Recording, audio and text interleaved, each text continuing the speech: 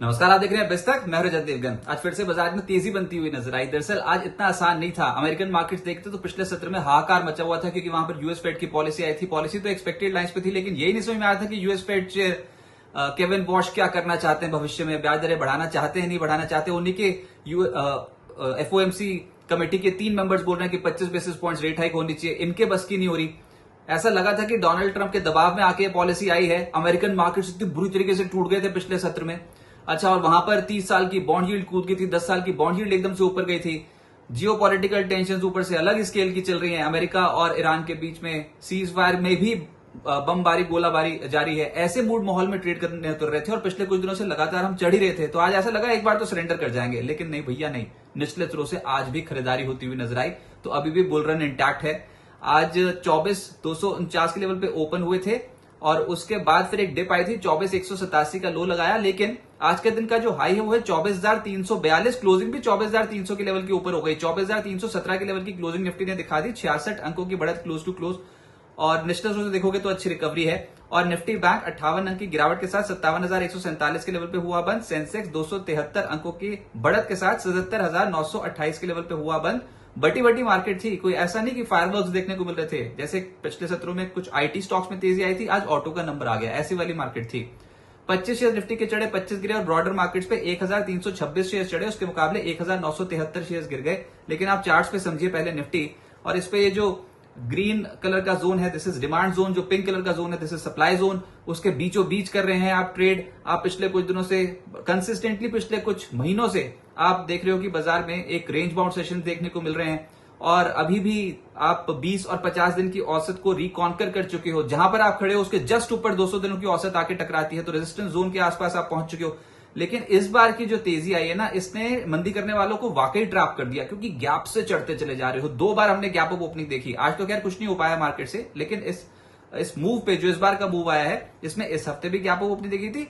और पिछले अगर आप देखो तो जो एक गिरावट आई थी 23,606 के लेवल से, वहां से दौड़ते दौड़ते अब इस समय 24,300 के लेवल पे पहुंचे हुए हो। तो बहुत ही स्ट्रॉन्ग स्ट्रेच में इंडियन मार्केट समय कामकाज कर रही हैं। हमारी हिम्मत नहीं होती इस लेवल को टापने की, 24,400 24,500 के लेवल को टापने की, लेकिन यहां तक पहुंचना ही अपने आप में बहुत बड़ी बात है। इतनी ज्यादा अनसर्टेनिटी के बीच कच्चा तेल तो पिछले सत्र में 7% उछल गया था, उसके बावजूद आज बाजार ने सरेंडर नहीं किया। $87 के आसपास कर रहा है कच्चा तेल अभी कामकाज। पर जो आज तेज हुआ उस पर आते हैं। निफ्टी गेनर्स पे आज एमएनएम नजर आएगा आपको 2.25% ऊपर। नतीजों का इंपैक्ट है। ऑटो स्टॉक्स में से हम देख रहे हैं कि अब से खरीदारी होनी शुरू हुई है। पहले 2 व्हीलर्स चले और अब 4 व्हीलर्स, कमर्शियल व्हीकल, इनका नंबर आया हुआ है। Eicher, Maruti Suzuki, Tata motor passenger vehicle, ये 1.5% के करीब चढ़ते हुए नजर आए। फिर कोल इंडिया एक स्टॉक था जो 0.2% चढ़ गया। निफ्टी लूजर्स में अदानी पोर्ट्स का नंबर आया। ये पिछले 2 दिनों से बहुत ही जबरदस्त तरीके से टूटा है। आज भी 3.25% टूटा है। एचडीएफसी लाइफ और एसबीआई लाइफ सरेंडर कर गए 1.5% से 2%। श्रीराम फाइनेंस, जियो फाइनेंशियल, ये स्टॉक्स थे 1 से 2% नीचे। एफएनओ गेनर्स में आपको ऑटो एंसिलरी स्टॉक्स नजर आएंगे। सोना कॉमस्टार आज चला है 6%, हीरो मोटोकॉर्प 4.25%, टीवीएस मोटर 3.5%। फिर गोडफ्रे फिलिप्स कल पिटा था, आज निचले स्तर से खरीदारी थी जो इसे 3% ऊपर ले आई, और ऑयल इंडिया भी 3.25% चढ़ गया। एफएनओ लूजर्स में आज के दिन का एक्सीडेंट था केपीआईटी टेक, 8% से ज्यादा टूटा है ये स्टॉक। वारी एनर्जीज 4% नीचे चला गया। प्रीमियम एनर्जीज 4% नीचे चला गया। जिस भी कंपनी के नतीजे नहीं ना समझ में आ रहे बाजार को, उसको पनिशमेंट मिल ही रही है। प्रेस्टीज एस्टेट्स भी आज 4.5% नीचे था। फिर कोलगेट 4% नीचे आया। मिड कैप्स की मार्केट है। अभी भी कई मिड कैप स्टॉक्स में खरीदारी आती है और बहुत ही जबरदस्त आती है। जैसे कि आज एसएमएल महिंद्रा, भैया ये तो गजब ही हो गया। पिछले 2 दिनों से 20-20% के सर्किट लग रहे हैं और इस हफ्ते के रिटर्न 42% के हैं स्टॉक के। तो 20% कल चढ़ा था, आज भी 20% चढ़ गया। ऐसा स्टॉक रोज हाथ लग जाए तो मजे ही आ जाए। एसएमएल महिंद्रा 20% का अपर सर्किट फ्रीज। फिर बालकृष्ण इंडस्ट्रीज 11% चढ़ गया। 63 मून्स लगभग 9% ऊपर था। रेडिंगटन 8% चढ़ा, सुबह चढ़ गया था, उसके बाद मुनाफा वसूली हुई है रेडिंगटन में। मॉयल में भी ऐसे ही हुआ है, 5% फिर भी क्लोज टू क्लोज बढ़कर बंद हुआ है। Avalon, LT foods, V guard, ब्लैकबर्ग, कर्नाटका बैंक 4.5% से 5% चढ़ गए। लूजर्स भी हैं। पीसीबीएल कल बहुत तेज चल गया था, आज 10% सरेंडर कर गया। फिर थंगामाइल, ये तो टूट ही रहा है और आज भी 10% लोअर फ्रीज। हेक्सावेयर लगभग 7% टूटा है। दीपक फर्टिलाइजर और आजाद इंजीनियरिंग 5.5% से 6% नीचे आ गए। सेक्टर जो बाजार को पसंद है वो था ऑटो में अक्रॉस द बोर्ड खरीदारी है। सोना कॉमस्टार सबसे ज्यादा तेज चला है 6.5%। फिर Exide 4.5%। Hero MotoCorp, TVS motor जैसी 2 व्हीलर कंपनियों के स्टॉक 3 से 3.5% ऊपर थे। एमएनएम भी आज निफ्टी का टॉप गेनर बन गया। फिर सीपीएस यानी कि सरकारी कंपनियों के स्टॉक्स में हल्की खरीदारी आई, oil India, coal India, ONGC, power grid, NTPC हल्की खरीदारी के साथ बंद हुए। ऑयल इंडिया अच्छा चल गया आज 2%। फिर ऑयल एंड गैस प्ले में चेन्नई पेट्रो और ऑयल इंडिया तो है ही 2% से 2.5% ऊपर। इसके अलावा एमजीएल, ओएनजीसी ये स्टॉक 1% से 1.5% ऊपर। लेकिन बाजार पे जो आज पकड़ मजबूत कर रहा था वो तो रिलायंस इंडस्ट्रीज, वैसे तो दायरे में है लेकिन इसका 1% चढ़ना भी बाजार को खींच देता है, तो 1% चढ़ गया Reliance industries. Real estate stock surrender हो गए, प्रेस्टीज एस्टेट्स 5% नीचे, एबीआरईएल 3% नीचे, डीएलएफ 2% नीचे, लोथा गोदरेज प्रॉपर्टी जैसे स्टॉक्स हल्के हो गए। कैपिटल मार्केट से जुड़ी जो कंपनियां इनके स्टॉक्स भी नीचे आ गए। एंजल वन 3.5% नीचे, मोतीलाल ओसवाल फाइनेंशियल सर्विसेज 2% नीचे, आईएक्स 361 और आईसीआईसीआई एएमसी 2% नीचे आ गए। आज बाजार के जो नए मेहमान थे यानी कि जो नई लिस्टिंग्स हुई उसमें आज धाकड़ लिस्टिंग हुई इंडोमेम की, और ये स्टॉक लगभग 53% चढ़ गया। बहुत ही जबरदस्त सब्सक्रिप्शन फिगर थे और ऐसी लिस्टिंग भी होती हुई नजर आई। फिर लोहिया कॉप 16% ज्यादा चढ़ा है। जो आज फीकी लिस्टिंग रही वो थी एक्स्ट्रानेट टेक की, 2% आपको चढ़ा हुआ नजर आएगा इश्यू प्राइस के मुकाबले, लेकिन ओपनिंग से देखोगे तो 5% नीचे बंद हुआ है। तो ये स्टॉक इतना परफॉर्म नहीं कर पाया। अब आगे क्या होगा देखिए, बाजार में बुल्स ने पकड़ मजबूत की है। इतनी ज्यादा जियोपॉलिटिकल अनसर्टेनिटी के बावजूद आप 24,000 के लेवल के ऊपर आ गए, 24,300 के लेवल के ऊपर आ गए अब तो ये तो स्ट्रेंथ दिखाता ही है मार्केट पे। और ऊपर से यूएस और ईरान का तनाव जो है वो बहुत ज्यादा चल रहा है। अभी दोनों एक दूसरे की बात मान नहीं रहे हैं और कभी एक अटैक करता है कभी दूसरा। इस बार तो पहले ईरान ने अटैक किया, उसके बाद फिर अमेरिका ने अटैक किया। इस तरीके का मूड माहौल था। और कल अगर रात को आपको बुरे बुरे सपने आ रहे होते भैया मैंने क्या ले लिया स्टॉक मार्केट में तेजी देख के, तो वो सही बात थी क्योंकि कच्चा तेल कल 7% ऊपर चला गया था।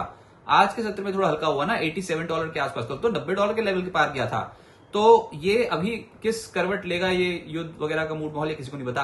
तो एमी फिर तुक्का मारने से कोई फर्क पड़ता नहीं। ऊपर से यूएस फेड की पॉलिसी आ रखी है।